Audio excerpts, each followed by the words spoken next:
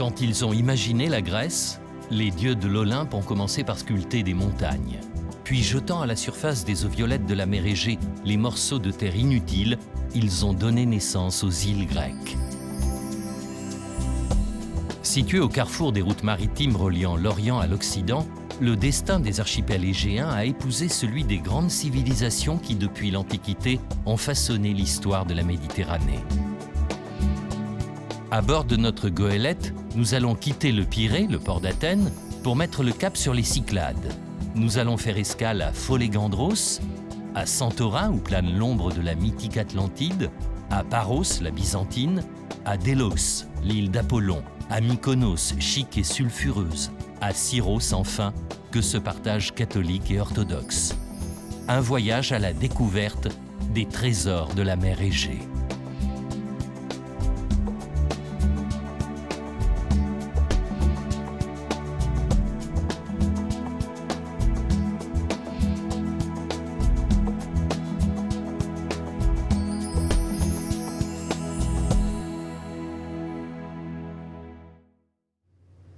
Le MS Galileo est à quai à Marinazea, le port de plaisance du Pirée. Mais le départ est imminent.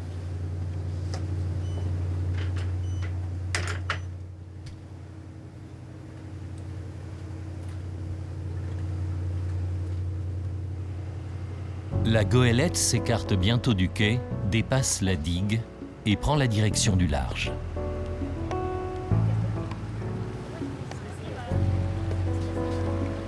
48 mètres de long, 25 cabines, le MS Galileo a la taille idéale pour vivre au plus près de la mer et faire escale dans les criques sauvages.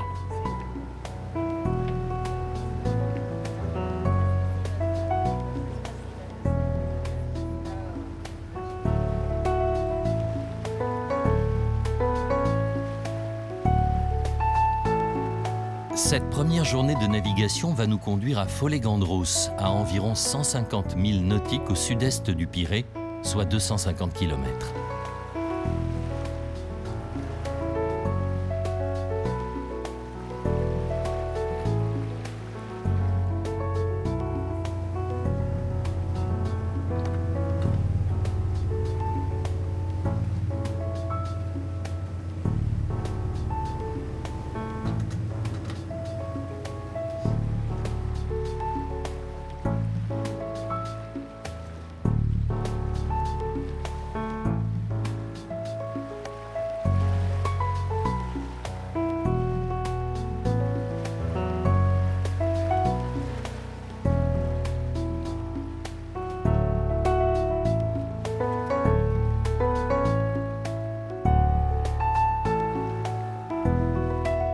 En fin d'après-midi, nous approchons du port de Karavostasis.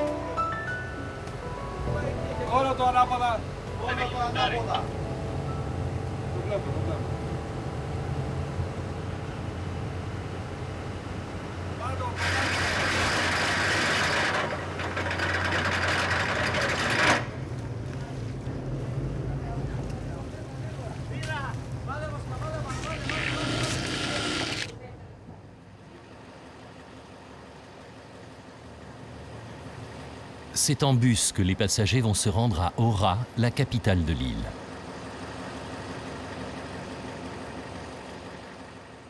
Avec quelques courageux, nous décidons de faire le chemin à pied.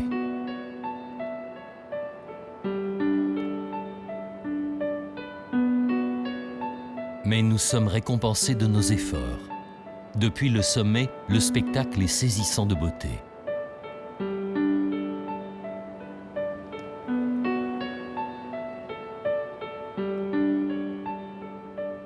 Avec son castro, la vieille ville fortifiée suspendue à 210 mètres au-dessus de la mer, Ora est sans conteste l'un des plus beaux villages des Cyclades.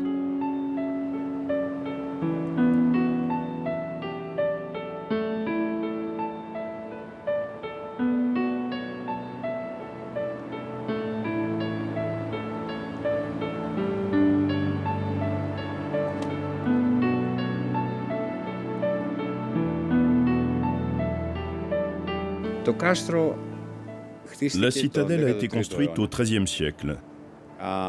C'est en 1204, après la chute de Constantinople, que les Vénitiens conquirent les Cyclades. Leur ambition était de construire une citadelle dans chaque île, pour établir leur pouvoir, tout d'abord, et puis parallèlement pour protéger les habitants des pirates, qui étaient nombreux à cette période, dans cette partie de la Méditerranée. De nombreuses citadelles sont aujourd'hui en ruine, d'autres à moitié habitées. Mais celle de Folegandros est habitée à 90%. Au fil des siècles, elle n'a jamais été abandonnée. Elle n'est donc jamais tombée en ruine.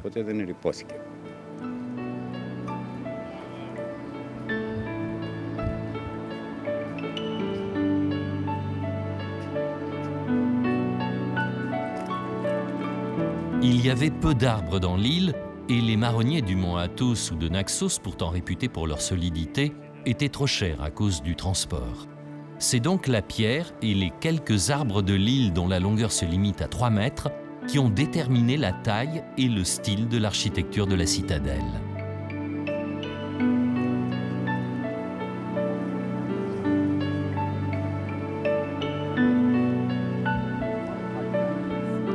L'île reçoit quelques visiteurs durant l'été avant de retrouver le calme hivernal.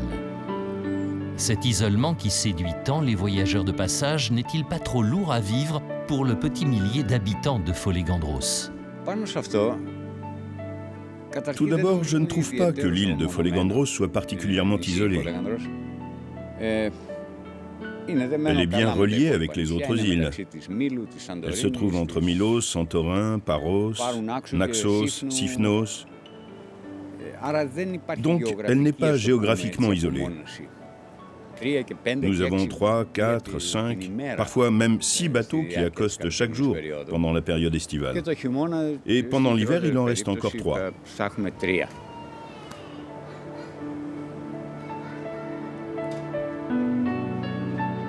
À la tombée de la nuit, nous retrouvons les habitants sur la place du village ou à la terrasse des tavernes.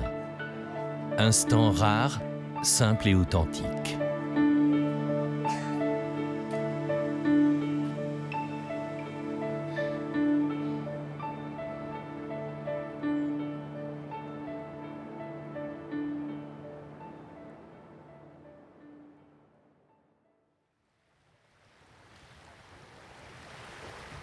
À l'aube, le commandant a levé l'ancre et mis le cap à l'est.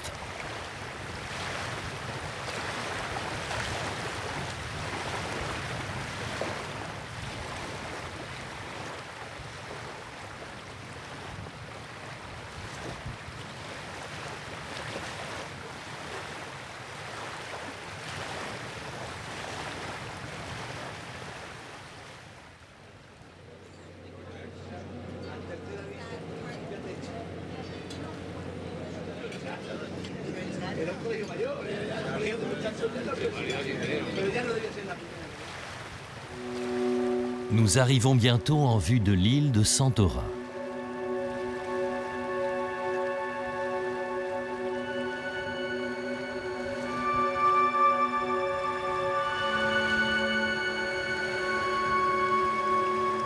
Un imposant volcan se dressait autrefois à cet endroit.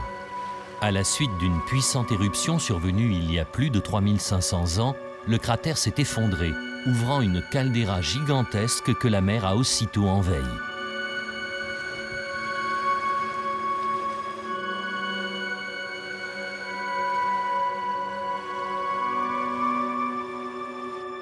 Les falaises au sommet desquelles sont accrochés les villages de Santorin correspondent aux lèvres du cratère de l'ancien volcan.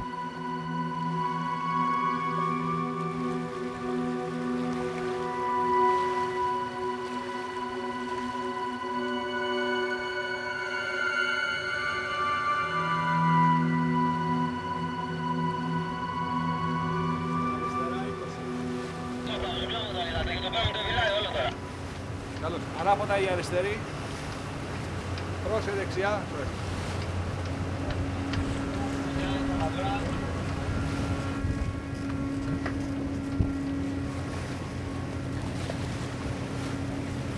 Κοπελάκι αριστερά. La profondeur abyssale de la mer, plus de 400 mètres, donne une idée de la taille du volcan aujourd'hui immergé. Impossible donc de jeter l'ancre. Ανάποδα, κράτη και το προπελάκι.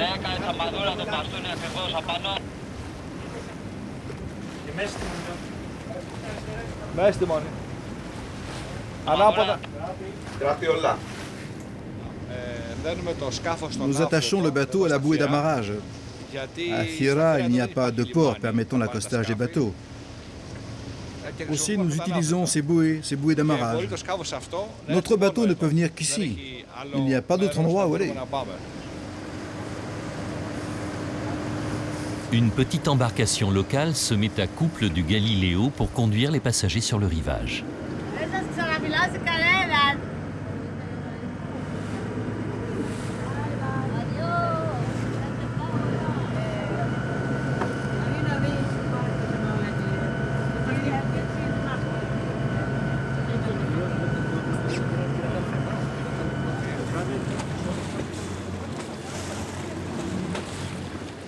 Un téléphérique relie le port au sommet de la falaise. Mais c'est à dos de mulet que nous choisissons de rejoindre Fira, 260 mètres plus haut.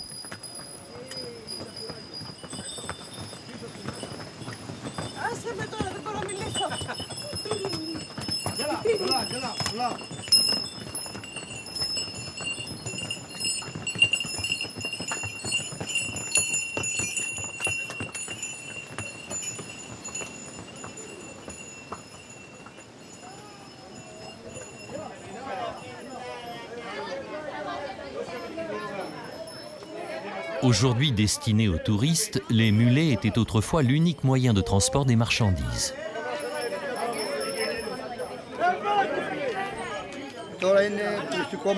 Maintenant, l'île est touristique. Avant, nous transportions des tomates, des paniers, du blé, tout un tas de choses.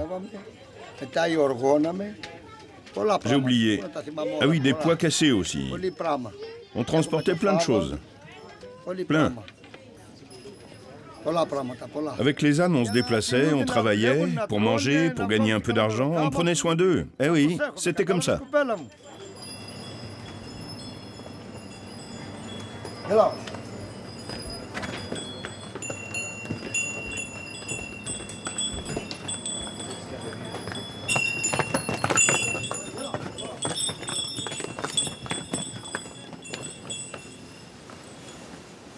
Depuis les hauteurs de Fira, le spectacle est à couper le souffle.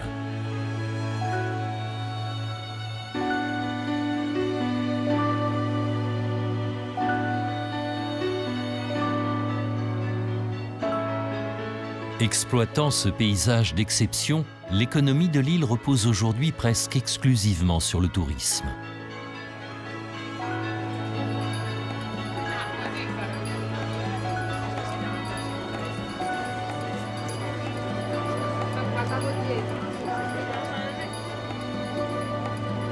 Mais il n'en a pas toujours été ainsi. De 1750 jusqu'au milieu du XIXe siècle, c'est le commerce maritime qui assura l'opulence de Santorin.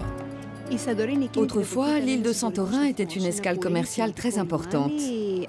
Elle était une plaque tournante du trafic des marchandises dans toute la Méditerranée, mais également vers un tas d'autres régions. Les habitants de Santorin étaient donc principalement des commerçants. Ils étaient en relation avec différentes régions comme la Crète, la Mésopotamie, la Syrie, le Liban, Chypre et plus largement toute l'Asie mineure. Les objets exposés au musée archéologique de Fira témoignent de l'originalité et de la force de l'art cycladique. Ils montrent également la place de la nature, et de la mer en particulier, dans l'inspiration des artistes. Ils démontrent enfin dans le choix des couleurs et le traitement du dessin les liens existants avec la Crète minoéenne et l'Égypte pharaonique. En écho à ce paysage unique au monde, la ville de Fira épouse les contours de la falaise et déploie en amphithéâtre face à la mer un urbanisme élégant et fidèle à la tradition. Mais il n'y a pas que la beauté qui attire les visiteurs à Santorin.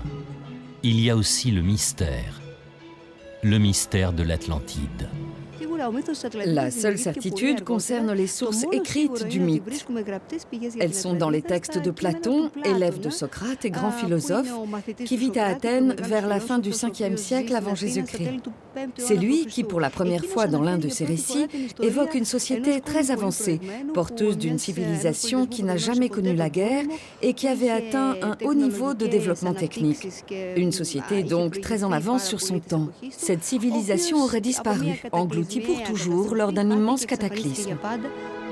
L'Atlantide n'est sans doute qu'un mythe. En revanche, l'éruption du volcan il y a 3500 ans est bien réelle.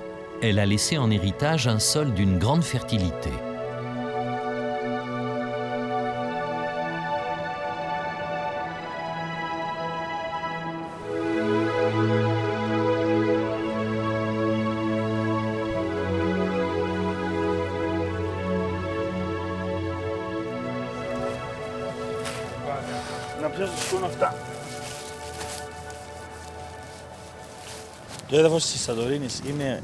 Le sol de Santorin est volcanique.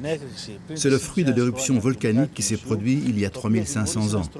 Toute l'île de Santorin a alors été recouverte d'une couche de cendres épaisse de 30 à 40 mètres.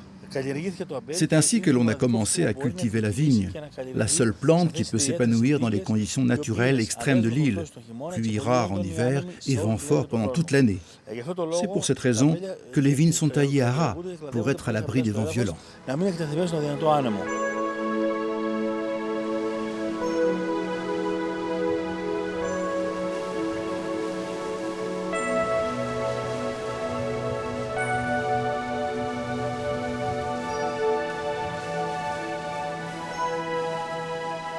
Quittant les hauteurs de Santorin, nous rejoignons le port.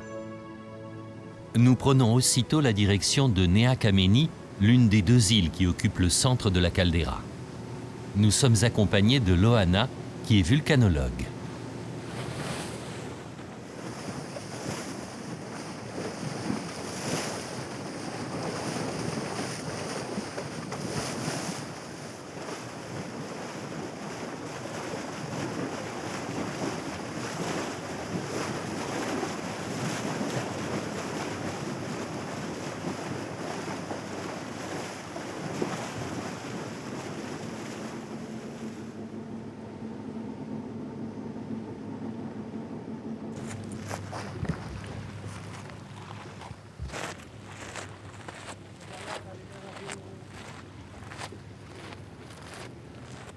Au XVIIe siècle avant Jésus-Christ, entre 1613 et 1630, il y a eu une très grande éruption. Elle a provoqué la submersion totale des terres, ne laissant au-dessus du niveau de la mer qu'un petit périmètre constitué par les îles actuelles de Santorin, de Thyracia et d'Aspronissi. C'est vraisemblablement la plus grande éruption que la Terre ait connue au cours des derniers 10 000 ans. L'éruption a été suivie d'une grande vague, un raz-de-marée, autrement dit un tsunami. Cette vague d'une hauteur estimée à 50 mètres est partie de Santorin, avait encore 12 mètres en atteignant la crête et encore 7 mètres en touchant Israël. Cela veut dire une vitesse de déplacement dépassant les 350 km/h.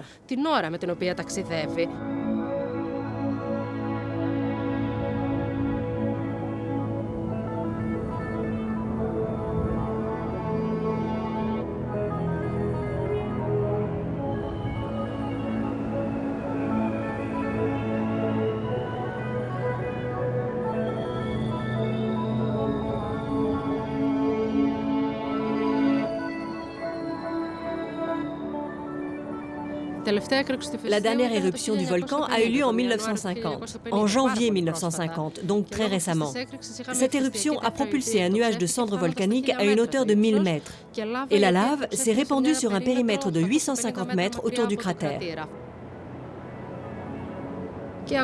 Ce volcan est toujours actif, et cette activité est confirmée par la présence de CO2 qui se dégage du volcan, ainsi que des sources chaudes qui se situent juste derrière nous. La température de l'eau est autour de 35-38 degrés Celsius. Tous ces éléments sont des indices qui démontrent que le volcan est toujours en activité. L'île est donc sous haute surveillance. Depuis le milieu du 19e siècle, il y a eu 4 éruptions de grande envergure à Santorin.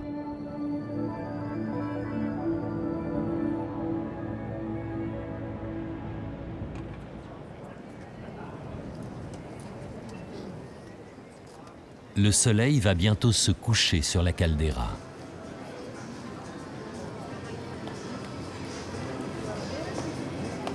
Comme chaque soir, les touristes se pressent sur les hauteurs de Fira pour assister au miracle de la nature. Devant la beauté d'un tel spectacle, on oublie que le monstre n'est qu'endormi. Et personne ne peut dire quand il se réveillera.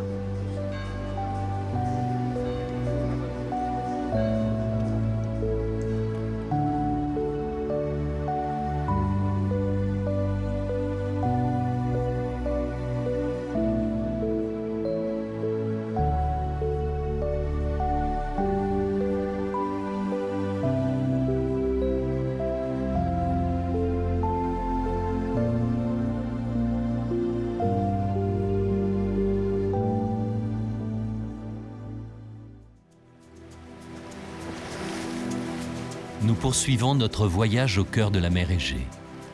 Quittant Santorin, nous mettons le cap au nord en direction de Paros.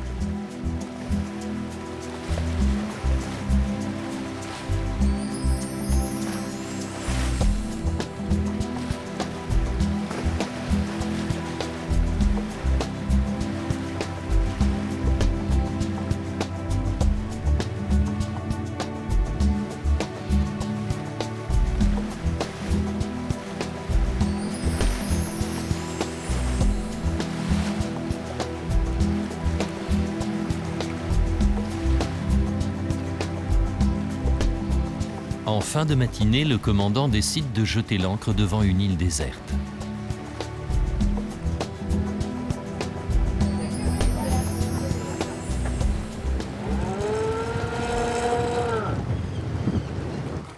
Une escale imprévue pour une baignade dans des eaux cristallines.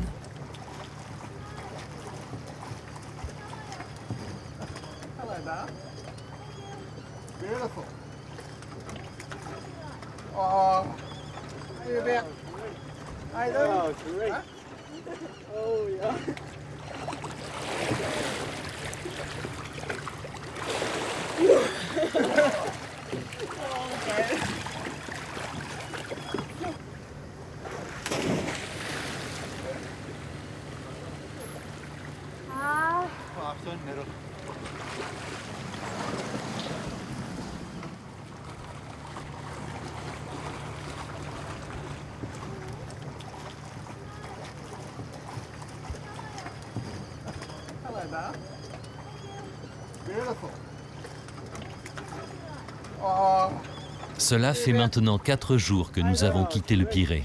À bord du Galiléo, l'ambiance est de plus en plus festive et conviviale.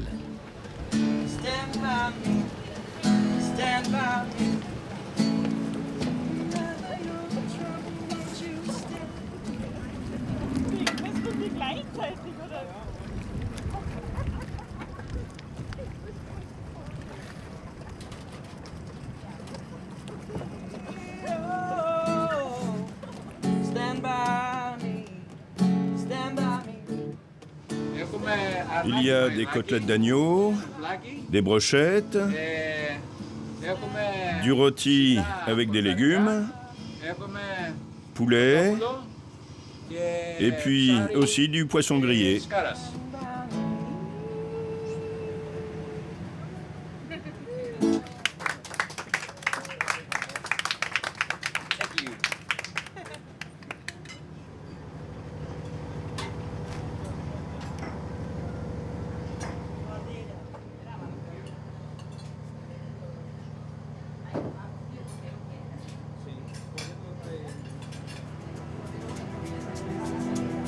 Alors que les passagers finissent de déjeuner, le commandant lève l'ancre et reprend sa navigation vers Paros.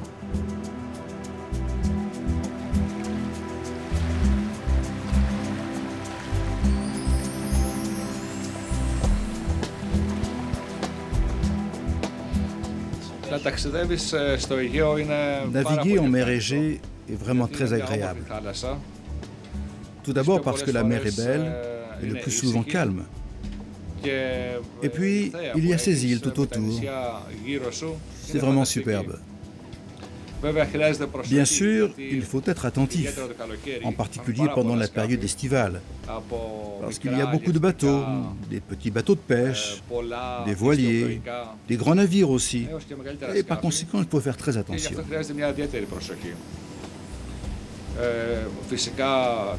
Naturellement, en mer Égée, il y a beaucoup d'îles comme les Cyclades, mais ce ne sont pas les seules. Il y en a plein d'autres, et plein d'îles aux rochers. En tant que navigateur, je connais ces difficultés et j'en tiens compte en traçant mon itinéraire. Et il faut toujours faire très attention.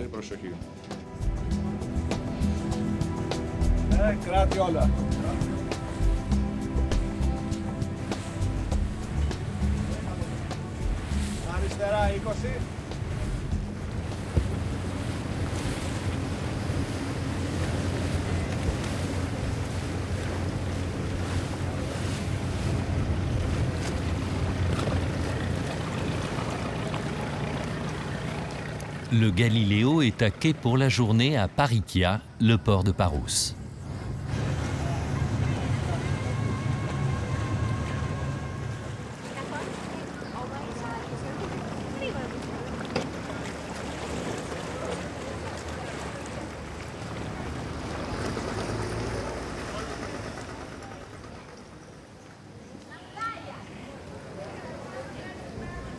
Sans posséder l'exceptionnelle beauté de Santorin, la vieille ville de Paros mérite une promenade au hasard de ses venelles ombragées.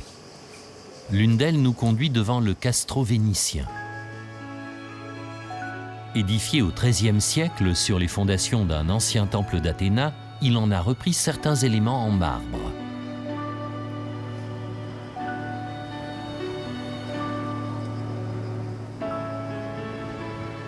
Nous poursuivons encore quelques instants notre balade dans ce labyrinthe de venelles et de passages voûtés.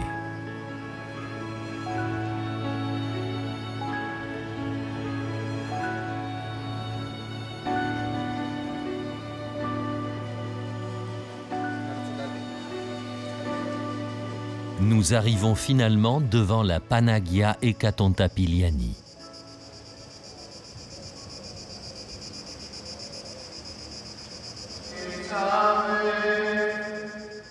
Construite au VIe siècle par l'un des élèves d'Isidore de Milet, le bâtisseur de Sainte-Sophie de Constantinople, reconstruite au Xe siècle, c'est l'une des rares églises paléochrétiennes de Grèce. Dans le sanctuaire se trouve le Saint-Tronon. C'est l'ensemble des bancs réservés au clergé qui observent et participent à la cérémonie. La présence du Saint-Tronon nous renvoie à l'Antiquité. Le Timélé, autel des sacrifices des anciens théâtres, se transforme avec l'avènement de l'Église chrétienne en table sainte. Cet autel situé devant le chœur. Nous constatons ainsi la continuité, le passage des rites anciens et leur métamorphose dans le rituel chrétien. Dans les premières églises de la chrétienté, une petite barrière séparait symboliquement les fidèles du sanctuaire. Après le schisme de 1054 avec l'Église catholique romaine, l'Église d'Orient, orthodoxe donc, hausse progressivement la hauteur de la séparation, la couvre d'images saintes pour donner naissance à l'iconostase, pièce essentielle et mystérieuse du rituel orthodoxe.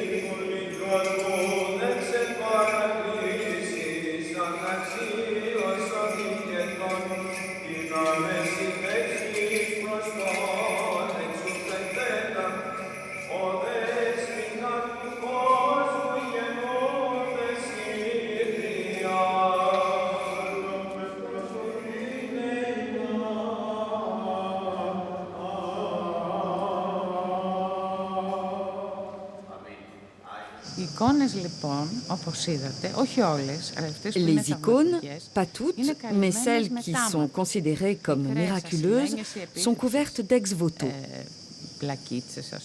Les ex-voto, ce sont des petites plaques en argent ou en or qui représentent des figures humaines ou bien certaines parties du corps humain, ou bien encore des couronnes.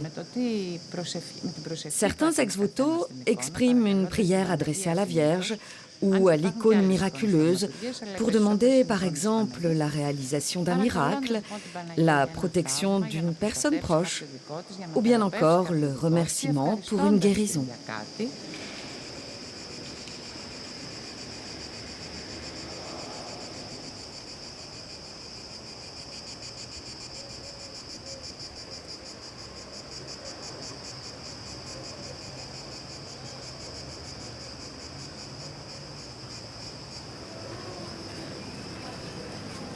Notre journée à Paros s'achève. Nous reprenons lentement la direction du port pour rejoindre le bateau.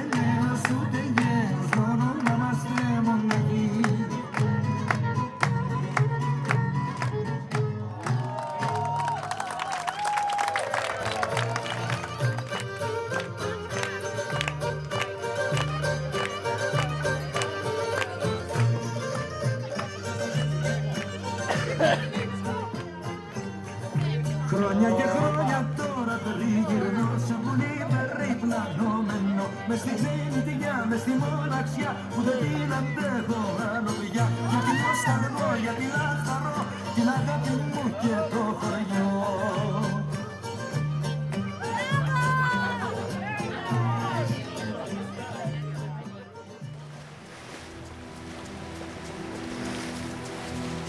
Poursuivant notre route vers le nord à travers les Cyclades, cette fois nous nous dirigeons vers Délos.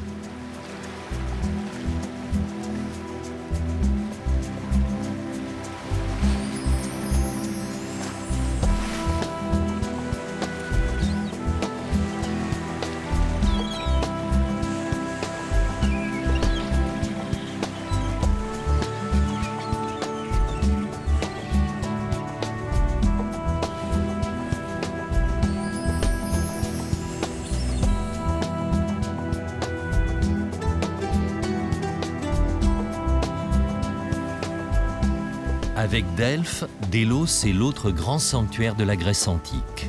C'est au 8e siècle que les Ioniens établissent dans l'île un culte d'Apollon. Connu dans la mythologie comme le dieu de la musique et de la poésie, Apollon est aussi celui des purifications et de la guérison. À l'instar de la Pythie de Delphes, il est également capable de divination. Autant de pouvoirs suscitent donc la venue de nombreux pèlerins à Délos. Ils viennent pour faire leur dévotion au lieu de naissance d'Apollon. Ils arrivent en offrant des anathimata, des ex-voto qui peuvent être des bijoux, des statues petites, grandes, voire même colossales. Les pèlerins de Naxos, île réputée pour son marbre, édifient de grands monuments en guise d'offrande. Et les Macédoniens construisent le portique de Philippe, roi de la Macédoine.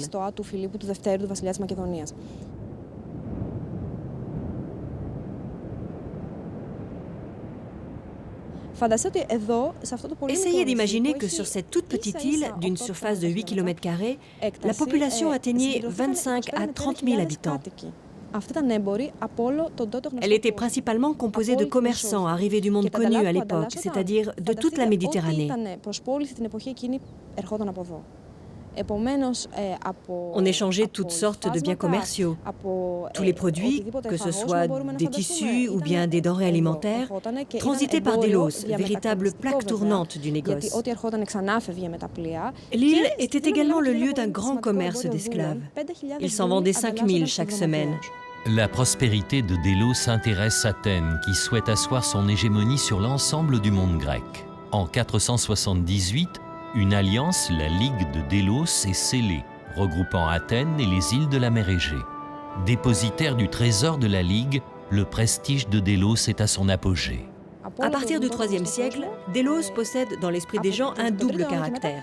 C'est à la fois un lieu sacré et en même temps un centre commercial. Il faut souligner que les étrangers qui habitent sur l'île et les commerçants ont le droit d'ériger leurs propres monuments. On construit ainsi des temples consacrés aux dieux égyptiens, syriens. On a même trouvé les vestiges d'une synagogue qui serait la plus ancienne de l'Europe. Il s'agit donc d'un tout petit espace où cohabitent pacifiquement des gens de différentes religions. Une tolérance religieuse extraordinaire pour l'époque. On parle de 23 siècles avant notre ère.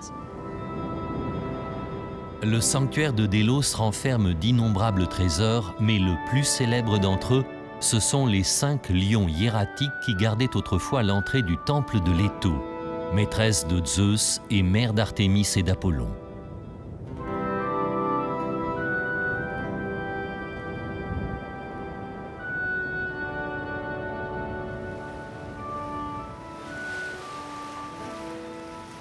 Située à quelques encablures de Délos, nous rejoignons l'île de Mykonos, la plus célèbre des Cyclades.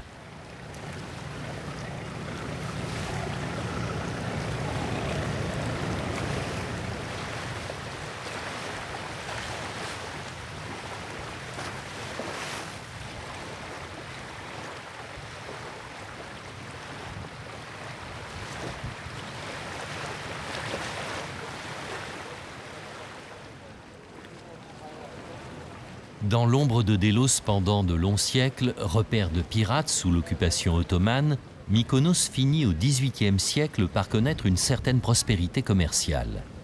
Mais c'est l'intérêt archéologique de Délos qui attire les premiers touristes dans les années 1950.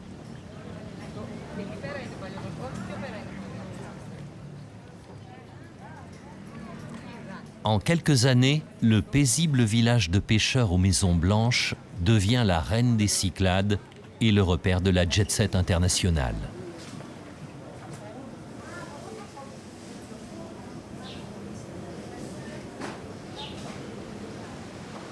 La réputation de Mykonos ne se limite plus aujourd'hui à la seule clientèle fortunée.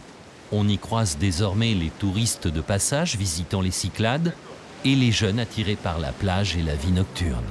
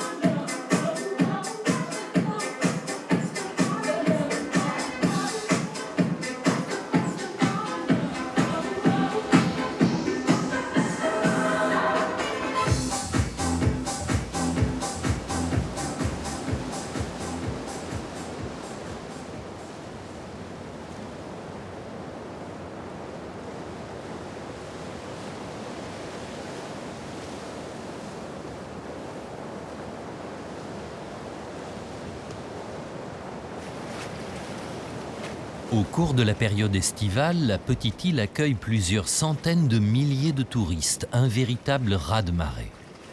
Comment, dans ces conditions, réussit-elle à conserver un peu de son identité cycladique? Mykonos est une île qui vit principalement grâce au tourisme. En fait, l'été, la plus grande partie des habitants s'occupent du tourisme et les revenus obtenus pendant l'été couvrent essentiellement leurs besoins économiques pour le reste de l'année. Kora, la capitale, est un endroit authentique. Les magasins sont des anciennes maisons. C'est l'authenticité, la couleur de Kora. L'hiver, l'ambiance dans l'île est encore plus authentique. Car avec la fin de la période touristique, fin octobre, quand la majorité des touristes s'en va, les habitants peuvent se réapproprier leur île et se sentir entre eux.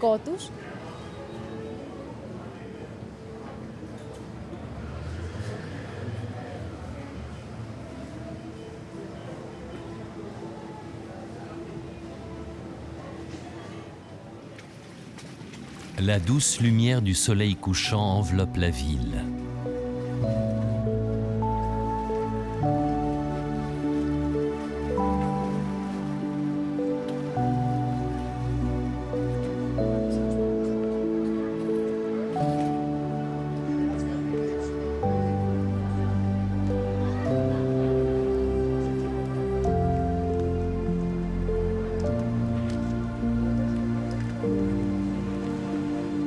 instant de grâce, parenthèse éphémère, prélude à l'ouverture du théâtre de la nuit.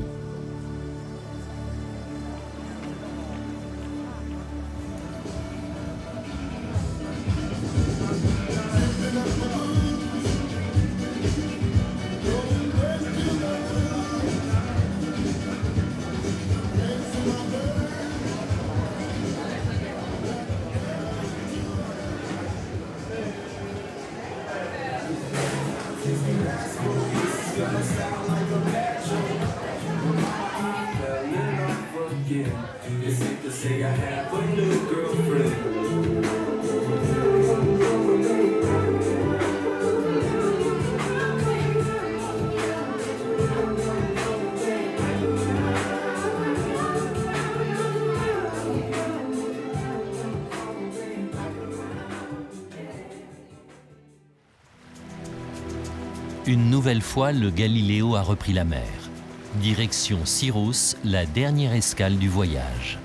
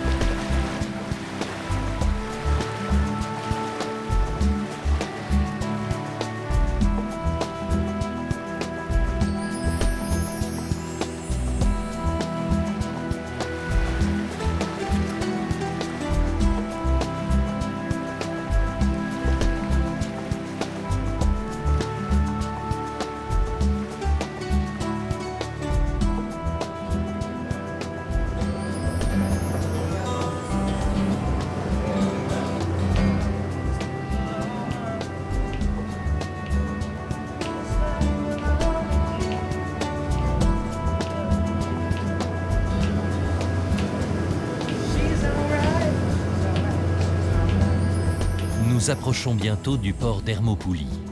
Traduction architecturale de son histoire, la capitale de Syros offre le double visage d'une ville basse à l'architecture néoclassique et d'une ville haute de style médiéval.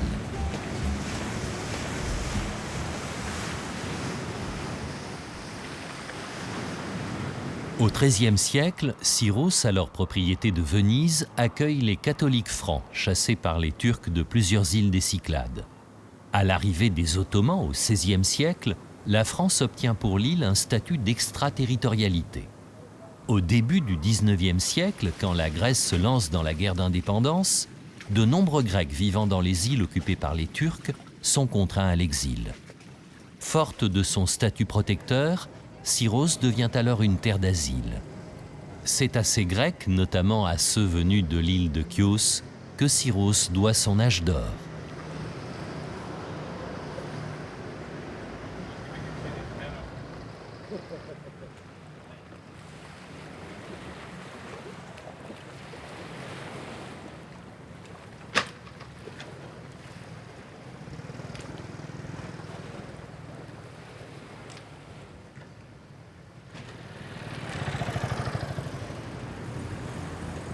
Syros est resté à l'écart des grandes routes touristiques, un gage de tranquillité et d'authenticité.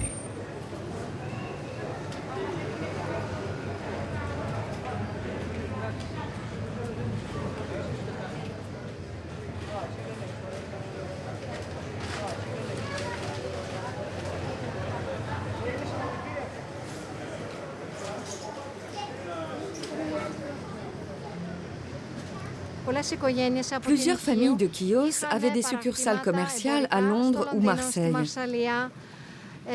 Ils recevaient les matières premières de l'Orient, de l'Égypte, et après leur transformation en produits industriels, ils les vendaient à l'Occident. C'est ainsi qu'ils se sont enrichis.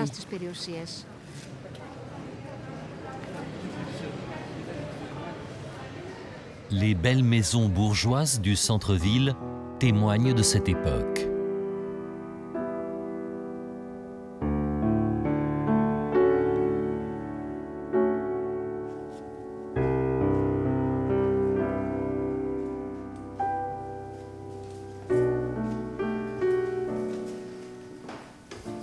Venez voir la grande salle.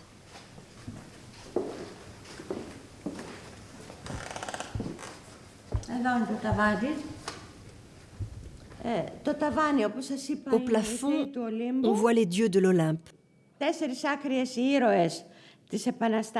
Aux quatre coins, on découvre les héros de la Révolution de 1821 et les combattants de l'île de Psara.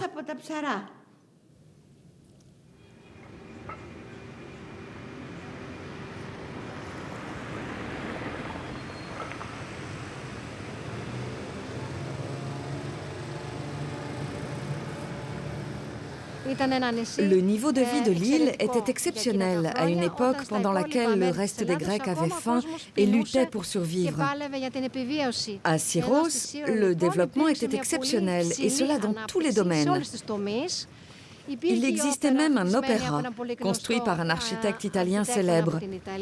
Selon certains, il s'agirait d'un modèle réduit de la Scala de Milan.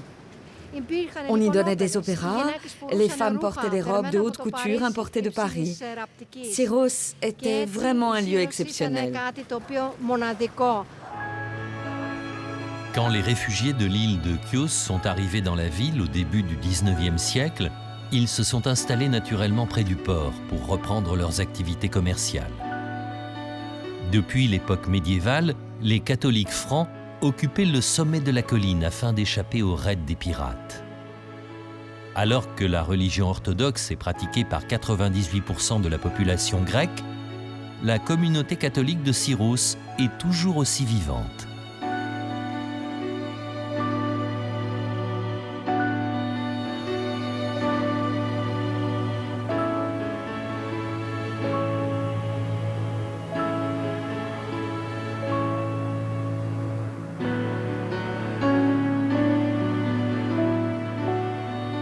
Il y avait d'un côté les catholiques et de l'autre les orthodoxes qui occupaient la colline qu'on voit en face avec l'église de la Résurrection et le port. Il y avait donc une grande différence entre les habitants catholiques et les réfugiés orthodoxes. Ils étaient différents non seulement par leurs croyances religieuses, mais leur mentalité, leur façon de vivre et leur éducation étaient tout aussi différentes.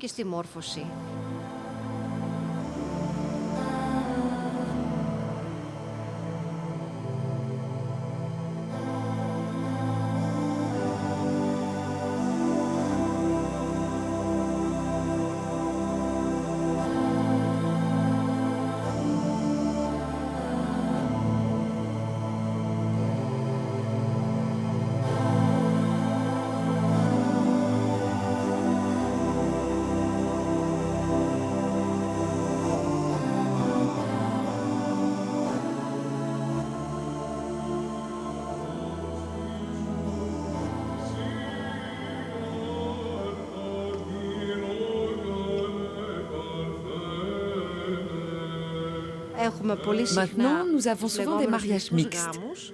C'est assez particulier parce que quand il y a des mariages entre catholiques et orthodoxes, il faut deux messes.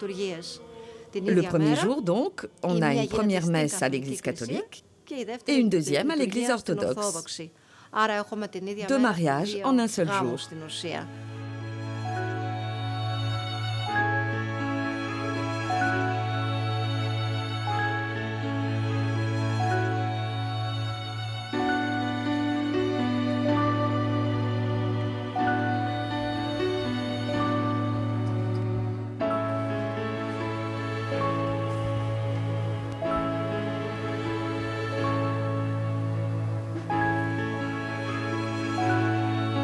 Notre voyage au travers de la mer Égée s'achève donc à Syros.